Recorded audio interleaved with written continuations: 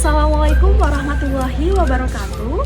Izin memperkenalkan diri, nama saya Tata Nurhaliza, NPM 21130530008 dari kelas 5D Program Studi Pendidikan Guru Sekolah Dasar Universitas Lampung. Pada kesempatan kali ini, saya akan menampilkan video pembelajaran sebagai ujian akhir semester mata kuliah Pengembangan Pembelajaran Bahasa dan Sastra Indonesia di Sekolah Dasar. Selamat menyaksikan.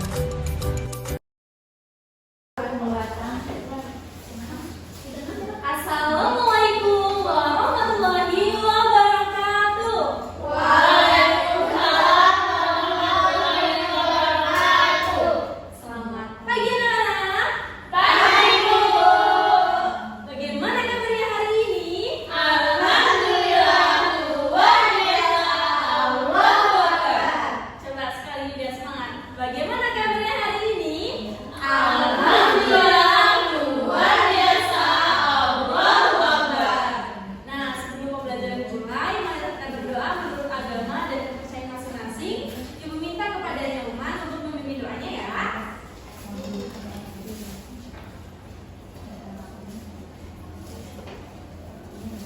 Baik teman-teman, sebelum kita mulai pembelajaran, baiknya kita berdoa terlebih dahulu. Berdoa dimulai.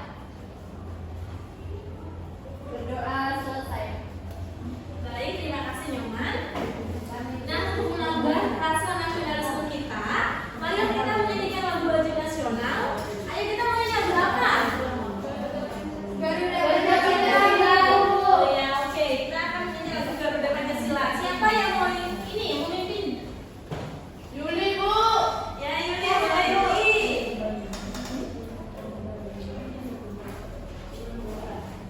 Yuli kan di sini aja deh. Ya, yuk berdiri semuanya.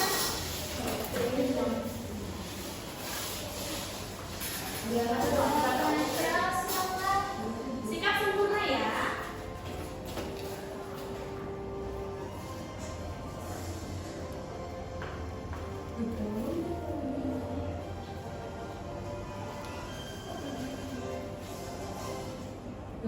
Pancasila, akulah pendukungmu. Patriot proklamasi, sedia berkorban untukmu. Pancasila dasar negara, rakyat adil makmur sentosa, pribadi bangsaku. Ayo maju, maju, ayo maju, maju, ayo maju, maju. Ya udah boleh duduk. Nah, pada kesempatan kali ini ada program kita mau belajar apa? Belum tahu Ibu. Nah, jadi pada pertemuan kali ini kita akan membahas mengenai dongeng. Ada yang pernah dengar dongeng? Tahu Ibu.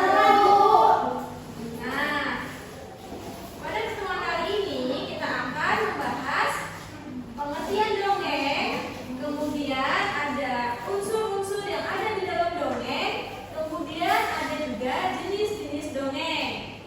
Ada yang tahu di sini pengertian dongeng apa? Saya Bu. Ya, Yuli. Dongeng itu cerita yang gak nyata Bu. Berarti kalau nggak nyata hayalan ya? Ya, fiksi. Ya, coba kalau Yoseta, menurut Yoseta apa? Dongeng. Cerita dongeng adalah cerita yang dikarang oleh manusia dan tidak benar-benar terjadi Bu. Ya, benar sekali. Kalau menurut Mela, dongeng itu apa Mela? Sama Ibu cerita hayalan. Oke, kasih tepuk tangan ya buat Yuli, Mela, dan Yoseta. Jadi, dongeng merupakan cerita hayalan, benar yang dikatakan mereka. Kemudian dongeng pada umumnya itu bercerita tentang kehidupan pada zaman dahulu kala. Kemudian dongeng biasanya berisi pesan atau amanat, dan tokoh di dalam dongeng itu bisa manusia, bisa hewan, dan juga bisa Tuhan. Nah, dongeng juga mempunyai alur cerita yang bisa dibilang itu sederhana. Nah, kemudian sampai di sini pengertiannya paham? Paham Bu. Coba ilmu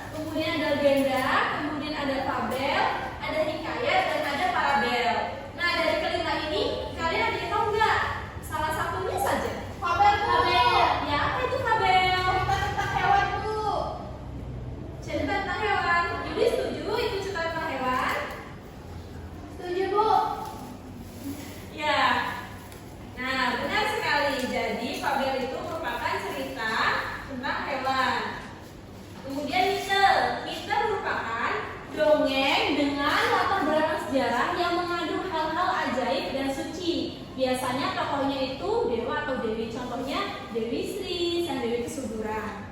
Kemudian legenda coba Irma bacakan pengertiannya. Legenda itu dongeng yang mengenai peristiwa sejarah atau nama daerah atau juga asal-usul dari daerah. Contohnya legenda Danau Tobago. Ya benar. Kemudian coba pengertian fabel. Mega.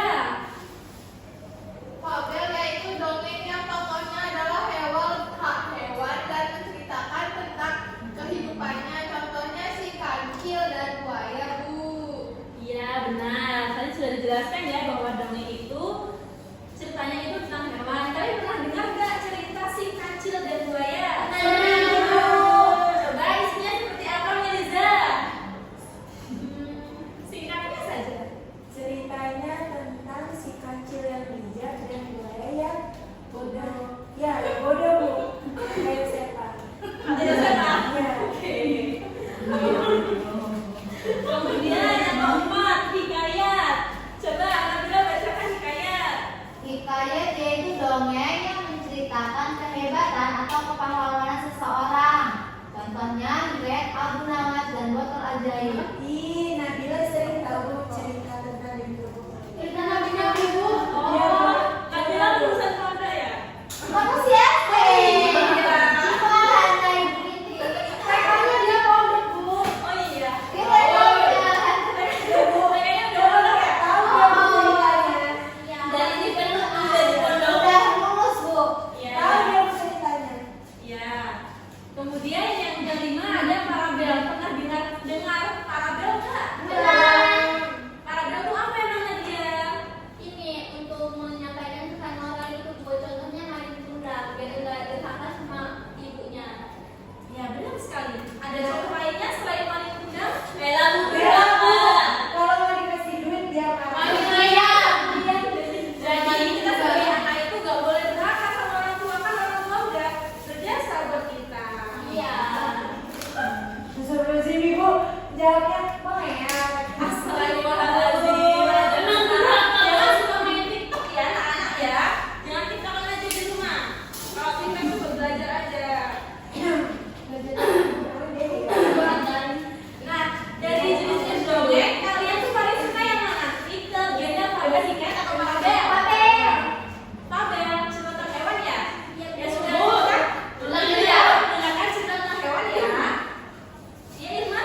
Kalau Masya yang the Bear itu masuk dongeng nggak ya, Bu? Masuk Irma, kan dia hewan. Oh iya. Kalau tapi kan buayanya manusia. Bu, kalau pilih tadi nggak apa-apa masuk hewan. Masuk fabel.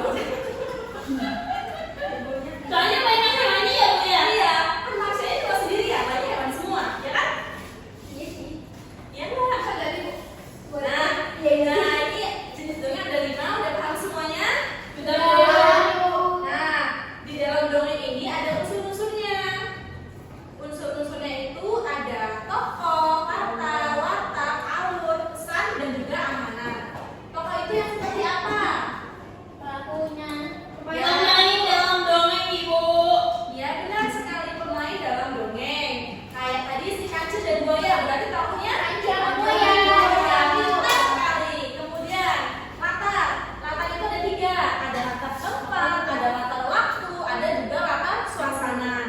Kalau latar tempat misalnya dia di sungai ataupun di hutan, kemudian di rumah, kemudian waktunya bisa siang, bisa pagi, bisa sore. Kemudian suasananya kayak suasana mencekam, suasana gembira, bahagia seperti itu.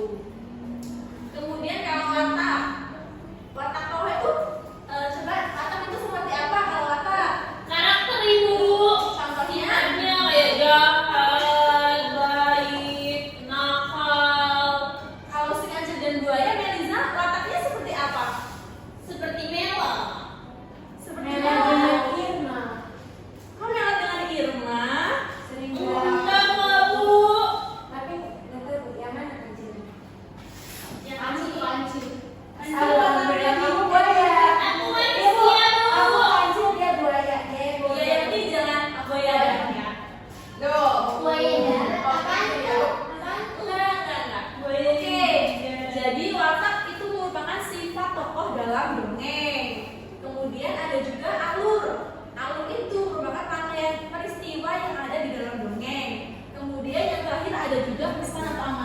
suatu cerita itu tentunya mengandung pesan atau amanat di dalamnya. Nah, kemudian ibu akan menampilkan sebuah cerita, katanya mau fabel ya. Nah, di sini ada cerita kisah semut dan burung merpati. Disimak baik-baik ya, nanti ibu akan bertanya bagaimana pesan moralnya dan kalian akan ibu minta untuk menceritakan kembali isi dari ini ya. Semut dan burung merpati. Dengar? Dengar. Pada suatu hari, terdapat seekor semut yang sedang berjalan-jalan di tepi sungai.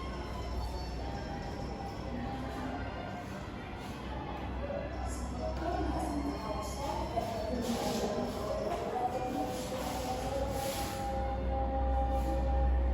namun, tubuh semut justru tergelincir dan hampir ke dalam sungai.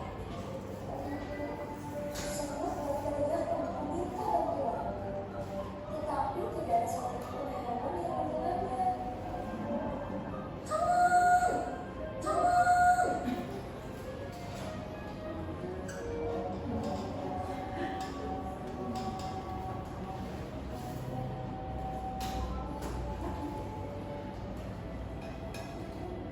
Semut akhirnya pasrah dan hampir tenggelam karena sudah tidak memiliki kata-kata.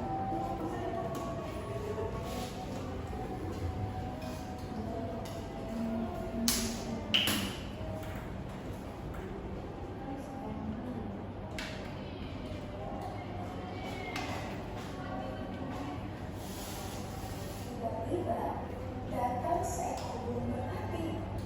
Dia meraih sang jauh dari bawah untuk ajak ke tengah sungai tempat semut hampir tenggelam. Aku Floris.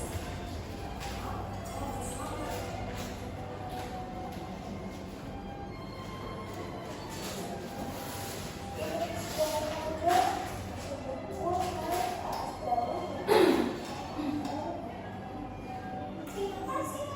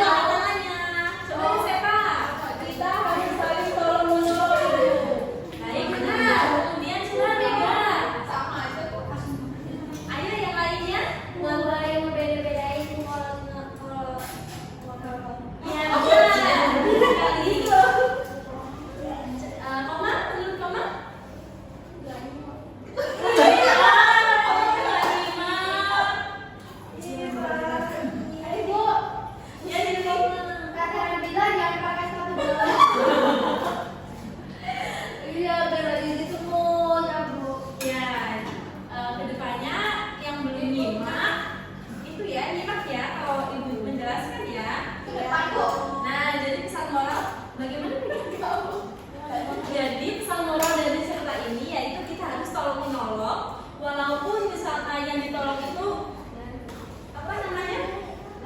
Tidak mengharap imbalan, tapi kita sebagai tempat menolongnya. Nah, kemudian langkah Tuhannya di mana langkah Tuhan? Di hutan. Ya, di hutan, di sungai. Kemudian tokohnya ada siapa saja?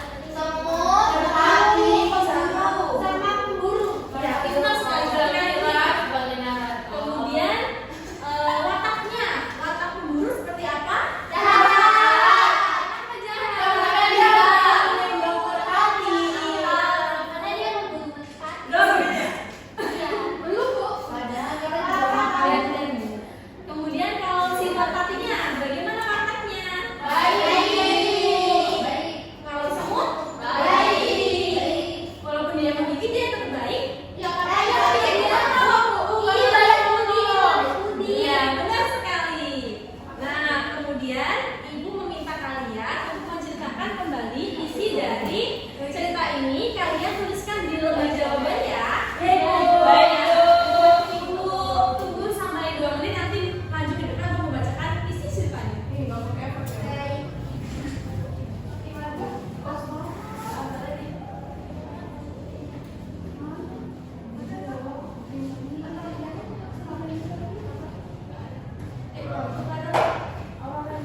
Ada yang sudah? Sampai yang sudah? Saya Bu. Oh iya, yang sudah ibu maju ke depan ya, Lukman.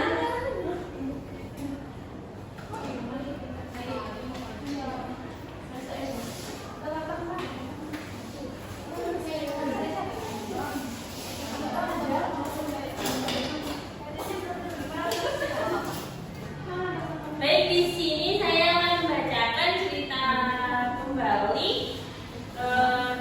yaitu ceritanya ada seekor semut yang sedang berjalan-jalan mencari makanan di pinggir sungai. Seperti biasa, dia berjalan dengan riang dan karena kurang hati-hati, tiba-tiba ia terjatuh ke dalam sungai. Arus sungai menghanyutkannya.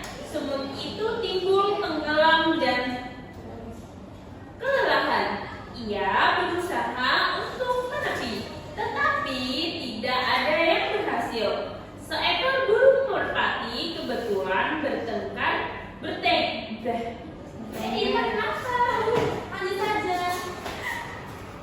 saja.